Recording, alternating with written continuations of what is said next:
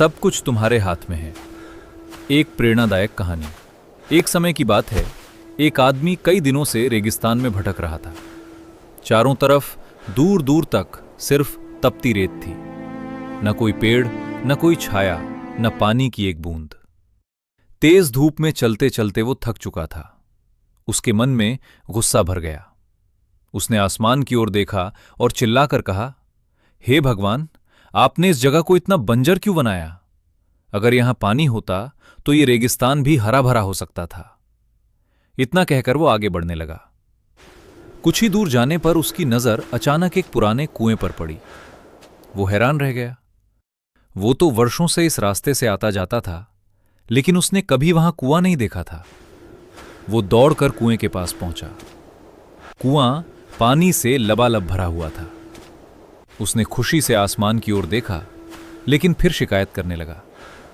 पानी तो दे दिया, लेकिन इसे निकालूं कैसे? उसी समय उसकी नजर कुएं के पास रखी एक रस्सी और बाल्टी पर पड़ी। अब उसके चेहरे पर मुस्कान आई, लेकिन अगले ही पल उसने फिर कहा, अच्छा, पानी निकाल भी लूं, लेकिन इसे ढूंढूंगा कैसे? तभी पीछे से किसी ने उसके कंधे को हल्के से छुआ।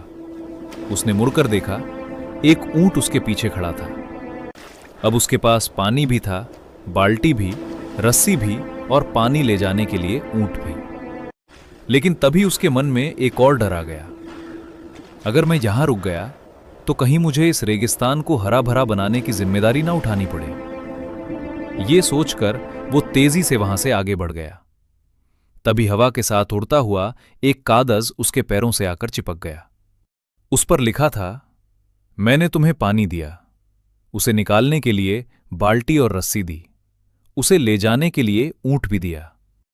अब तुम्हारे पास वो सब कुछ है जिससे तुम इस रेगिस्तान को हरा भरा बना सकते हो। अब सब कुछ तुम्हारे हाथ में है। आदमी कुछ पल के लिए रुका, लेकिन फिर बिना पीछे देखे आगे बढ़ गया, और वो रेगिस्तान हमेशा की तरह बंजर ही रह गया। सीख। अक्सर हम अपनी असफलताओं के लिए किस्मत, भगवान, हालात या दूसरे लोगों को दोष देते रहते हैं, जबकि सच ये है कि कई बार सफलता के लिए जरूरी साधन हमारे पास पहले से मौजूद होते हैं। बस जरूरत होती है हिम्मत, मेहनत और सही निर्णय लेने की।